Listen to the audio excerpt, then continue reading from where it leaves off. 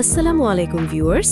পুরুষদের একটি অত্যন্ত স্পর্শকাতর ও জরুরি সমস্যা নিয়ে ডাক্তাররা যে ওষুধটি সবচেয়ে বেশি প্রেসক্রাইব করেন তার নাম ইন্টিমেট 20।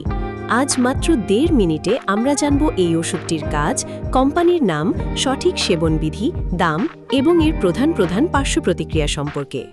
ইন্টিমেট 20 ট্যাবলেটটি বাজারে নিয়ে এসেছে বাংলাদেশের ১ নম্বর ওষুধ প্রস্তুতকারক কোম্পানি স্কোয়ার ফার্মাসিউটিক্যালস পিএলসি। এর মূল উপাদান বা জেনেরিক নাম হল টাডালাফিল 20 মিলিগ্রাম। এটি মূলত একটি PDE5 ইনহিবিটর জাতীয় ঔষধ। চিকিৎসকরা সাধারণত এটি প্রধান দুটি সমস্যার চিকিৎসায় ব্যবহার করে থাকেন। প্রথমত, এরেকটাইল ডিসফাংশন, অর্থাৎ পুরুষদের গোপন বা যৌনাঙ্গের শিথিলতা দূর করতে এবং রক্ত সঞ্চালন বাড়িয়ে কার্যকারিতা উন্নত করতে এটি দারুণ কাজ করে।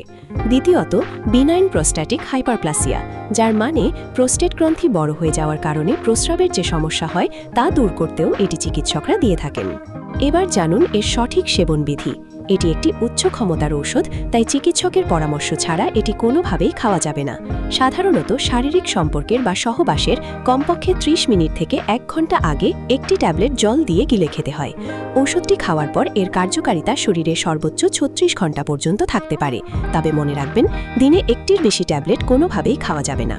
ইন্টিমেট 20 সেবনের ফলে কিছু সাধারণ পার্শ্ব প্রতিক্রিয়া হতে পারে, যেমন মাথা ব্যথা, মুখ ও কান লাল হয়ে যাওয়া বা গরম লাগা, বদহজম এবং পেশিতে ব্যথা। হার্টের রোগী বা যারা নাইট্রেট জাতীয় ওষুধ খাচ্ছেন তাদের জন্য এটি ব্যবহার করা সম্পূর্ণ নিষেধ।